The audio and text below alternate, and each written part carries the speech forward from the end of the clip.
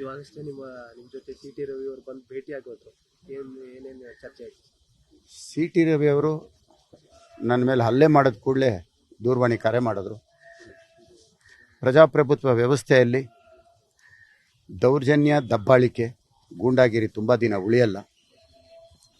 ನಿಮ್ಮ ಜೊತೆಗೆ ನಾವಿದ್ದೀವಿ. ಈಗಾಗಲೇ ದೆಹಲಿ ಮಟ್ಟದಲ್ಲೂ ಸಹ ಎಲ್ಲರ ಗಮನಕ್ಕೂ ತಂದಿದ್ದೀನಿ. ನಡೀತಾ ಇರೋಂಥ ಇಲ್ಲಿನ ಎಲ್ಲ ವಿಷಯಗಳನ್ನೂ ಸಹ ದೆಹಲಿಗೆ ತಲುಪಿಸ್ತಾ ಇದ್ದೀನಿ, ಮಾತನಾಡ್ತಾ ಇದ್ದೀನಿ. ನಿಮ್ಮ ಜೊತೆ ಪಕ್ಷ ಇದೆ, ನಾವೆಲ್ಲರೂ ಇದ್ದೀವಿ. ಧೈರ್ಯದಿಂದ ನೀವಿರಿ, ಹೆದರೋಂಥದ್ದೇನೂ ಇಲ್ಲ. ಒಬ್ಬ ಶಾಸಕನ ಹಕ್ಕನ್ನು ಕಸ್ಕೊಳ್ಳೋದಕ್ಕೆ ಹೋಗ್ತಾ ಇದ್ದಾರೆ. ಒಬ್ಬ ಶಾಸಕನ ಕ್ಷೇತ್ರದಲ್ಲಿ ಬರಬಾರ್ದು ಅನ್ನೋಂಥ ಒಂದು ಸಂಚು ಮಾಡ್ತಾ ಇದ್ದಾರೆ. ಬಹುಶಃ ಇಡೀ ಭಾರತದಲ್ಲಿ ಒಬ್ಬ ಶಾಸಕನ ಕ್ಷೇತ್ರದಲ್ಲಿ ಬರಬಾರ್ದು ಅಂತ ಮಾಡ್ತಾ ಇರೋದು ಇದೆ ಮೊದಲನೇದು. ಯಾರೂ ಈ ಥರ ಮಾಡಿಲ್ಲ. ಪ್ರಕರಣಗಳು ದಾಖಲಾಗುತ್ತೆ, ಕೋರ್ಟಲ್ಲಿರುತ್ತೆ. ಕೋರ್ಟ್ ತೀರ್ಮಾನಕ್ಕೆ ನಾವೆಲ್ಲರೂ ಭದ್ರಾಗಿರಬೇಕಾಗತ್ತೆ. ಅದಕ್ಕೆ ಉದಾಹರಣೆ ಡಿ ಕೆ ಶಿವಕುಮಾರ್ ಅವರು ಸಹ, ಅವ್ರ ಮೇಲೂ ಪ್ರಕರಣಗಳು ದಾಖಲಾಗಿ ಅವರು ಸಹ ತಿಹಾರ್ ಜೈಲಲ್ಲಿದ್ದು ಬೇಲ್ ಮೇಲೆ ಬಂದು ಅವರು ಕೇಸ್ಗಳು ನಡೆಸ್ತಾ ಇದ್ದಾರೆ. ಅವರು ಕ್ಷೇತ್ರಕ್ಕೆ ಹೋಗ್ತಾ ಇದ್ದಾರೆ. ಅವ್ರ ಕ್ಷೇತ್ರಕ್ಕೆ ಅವ್ರು ಹೋಗೋದಕ್ಕೆ ಅನುಮತಿ ಸಿಗತ್ತೆ. ನನ್ನ ಮೇಲೆ ಹಾಕಿರೋ ಪ್ರಕರಣ ಕೋರ್ಟಲ್ಲಿದೆ. ಸತ್ಯ ಹೊರಗಡೆ ಬರಲಿ. FSL ರಿಪೋರ್ಟ್ ಅಂತಾರೆ. FSL ರಿಪೋರ್ಟು ಕೋರ್ಟಲ್ಲಿ ಮುಂದಿನ ದಿನಗಳಲ್ಲಿ ಅದನ್ನು ವಾದ ವಿವಾದಗಳು ನಡೆಯುತ್ತೆ. ಕೋರ್ಟು ನಾನು ತಪ್ಪಿತಸ್ಥ ಅಂತ ತೀರ್ಪು ಕೊಟ್ಟಿದ್ದ ದಿವಸ ಅದಕ್ಕೆ ನಾವೆಲ್ಲರೂ ಅದಕ್ಕೆ ಒಪ್ಕೊಳ್ಳೇಬೇಕು. ಕಾನೂನಿಗಿಂತ ದೊಡ್ಡವರು ಯಾರೂ ಇಲ್ಲ, ನಾವೆಲ್ಲರೂ ಚಿಕ್ಕವರೇ. ಆದರೆ ಸಮಾಜ ಒಬ್ಬ ಸೇವಕನಾಗಿ ಕ್ಷೇತ್ರದ ಸಂವಿಧಾನದಲ್ಲಿ ಕೊಟ್ಟಿರ್ತಕ್ಕಂಥ ಹಕ್ಕು, ಒಬ್ಬ ಶಾಸಕನ ಹಕ್ಕು ಕಸ್ಕೊಳ್ತಾ ಇದ್ದಾರೆ. ಅದು ಭಾಳ ದೊಡ್ಡ ತಪ್ಪು ಮಾಡ್ತಾ ಇದ್ದಾರೆ. ನನ್ನ ಮೇಲೆ ಹಲ್ಲೆ ಮಾಡೋದು, ನನ್ನನ್ನು ಎದುರಿಸೋದು, ಕ್ಷೇತ್ರದಲ್ಲಿ ಬರದೇ ಮಾಡೋದು, ನನ್ನ ಬಗ್ಗೆ ಕೆಟ್ಟ ಪ್ರಚಾರ ಮಾಡೋದು, ಇವೆಲ್ಲ ಮಾಡ್ತಾ ಇದ್ದಾರೆ.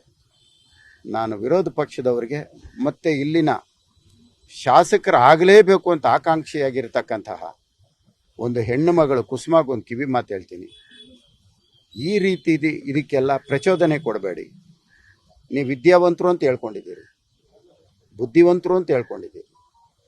ನಿಮ್ಮ ಬುದ್ಧಿವಂತಿಕೆಗೆ, ನಿಮ್ಮ ವಿದ್ಯಾವಂತರಾಗಿರೋದಕ್ಕೆ ಇಷ್ಟು ಕೆಳಮಟ್ಟದ ರಾಜಕೀಯ ಮಾಡಕ್ಕೆ ಹೋಗಬೇಡಿ, ಒಳ್ಳೆಯದಲ್ಲ. ನೀವು ಕ್ಷೇತ್ರದಲ್ಲಿ ಒಬ್ಬ ಶಾಸಕನ, ಇವತ್ತು ಸಚಿವರು ನಿಮ್ಮ ಕೈಯಲ್ಲಿದ್ದಾರೆ, ಮಾಜಿ ಸಂಸದರು ನಿಮ್ಮ ಕೈಯಲ್ಲಿದ್ದಾರೆ. ನಮ್ಮ ಕ್ಷೇತ್ರಕ್ಕೆ ನೀವು ಸಹಾಯ ಮಾಡೋಕ್ಕೆ ಅನುದಾನ ಕೊಡಿಸ್ಕೊಡಿ, ಕೆಲಸ ಮಾಡೋದಕ್ಕೆ ಸಹಾಯ ಮಾಡಿ. ನೀವು ಇಂಥ ಕೆಲಸ ನಾನು ಮಾಡ್ತೀನಿ ಅಂತ ಜನರ ಮುಂದೆ ತೊಗೊಂಬನ್ನಿ. ಇವತ್ತು ಸಂಸದರು, ಮಾಜಿ ಸಂಸದರು ಡಿ ಕೆ ಸುರೇಶ್ ಅವರು ನೀವೇನು ಹೇಳಿದ್ರು ಕೇಳ್ತಾರೆ.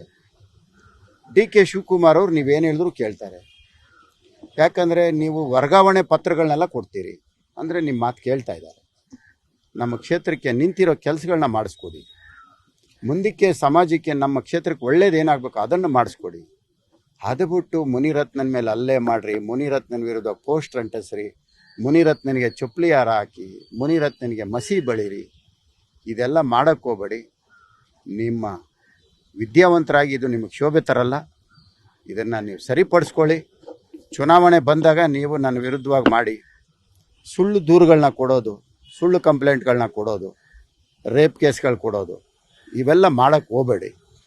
ನೀವು ಹೆಣ್ಣು ಮಗಳಾಗಿ ನೀವೆಷ್ಟು ನೋವು ಅಂತ ನೀವು ಹೇಳ್ತೀರೋ, ನನಗೂ 2 ಹೆಣ್ಣು ಮಕ್ಕಳಿದ್ದಾರೆ, 4 ಮೊಮ್ಮಕ್ಕಳಿದ್ದಾರೆ.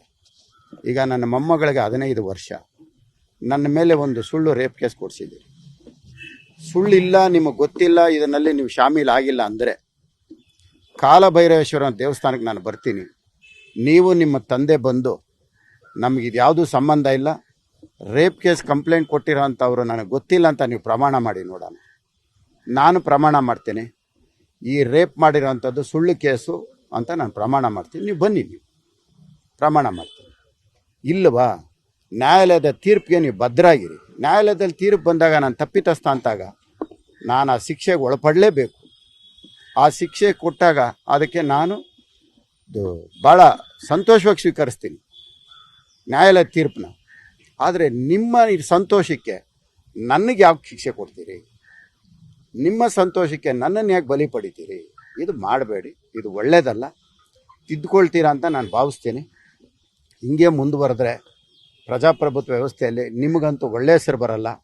ಈಗಾಗಲೇ ಇಡೀ ಕ್ಷೇತ್ರದಲ್ಲಿ ಮುನಿರತ್ನನಿಗೆ ಅಪ್ಪ ಮಗಳು D K Suresh D K Shivakumar ಮುಖಾಂತರ ತೊಂದರೆ ಕೊಡ್ತಾ ಇದೆ ಅಂತ ನಿಮ್ಮ ಬಗ್ಗೆ ಎಲ್ಲರೂ ಮಾತಾಡ್ತಾ ಇದ್ದಾರೆ.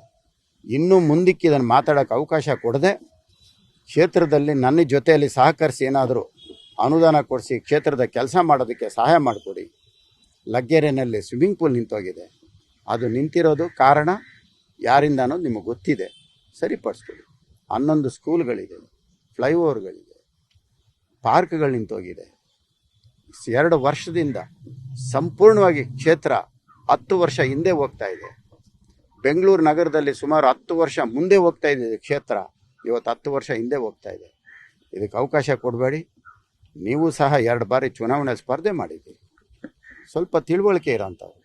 ನೀವು ತಂದೆ ಮಗಳು ಇಬ್ಬರೂ ಸಹ ಈ ಕ್ಷೇತ್ರದಲ್ಲಿ ಯಾವುದು ತೊಂದರೆ ಮಾಡಿಲ್ಲ ಅಂದರೆ ಈ ಕ್ಷೇತ್ರ 10 ವರ್ಷ ಮುಂದೆ ಹೋಗುತ್ತೆ, ಇಲ್ಲ ನಿಮ್ಮಿಬ್ಬರಿಂದ 10 ವರ್ಷ ಹಿಂದೆ ಹೋಗುತ್ತೆ. ದಯವಿಟ್ಟು ಅಂಥದಕ್ಕೆ ಅವಕಾಶ ಕೊಡಬೇಡಿ.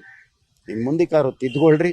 ಸುಳ್ಳು ಕಂಪ್ಲೇಂಟು ಬೇರೆಯವ್ರನ್ನ ಕರೆದು ಅವ್ರ ಕಷ್ಟನ ತಿಳ್ಕೊಂಡು ಅವ್ರಿಗೆ ನೀವು ಪ್ರಚೋದನೆ ಮಾಡಿ ನನ್ನ ಮೇಲೆ ಹಲ್ಲೆ ಮಾಡೋ ಅಂಥ ಕೆಲಸಗಳನ್ನ ಮಾಡೋಕ್ಕೆ ಹೋಗಬೇಡಿ. ಇದು ಪ್ರಜಾಪ್ರಭುತ್ವ ವ್ಯವಸ್ಥೆಯಲ್ಲಿ ಸಮಾಜಕ್ಕೆ ಒಳ್ಳೆ ಹೆಸರಲ್ಲ, ಸಮಾಜಕ್ಕೆ ಒಳ್ಳೆ ಸಂದೇಶ ಕೊಡುವಂಥದ್ದು ಅಲ್ಲ. ತಿದ್ದುಕೊಳ್ತೀರಿ ಅಂತ ನಾನು ಭಾವಿಸ್ತೀನಿ.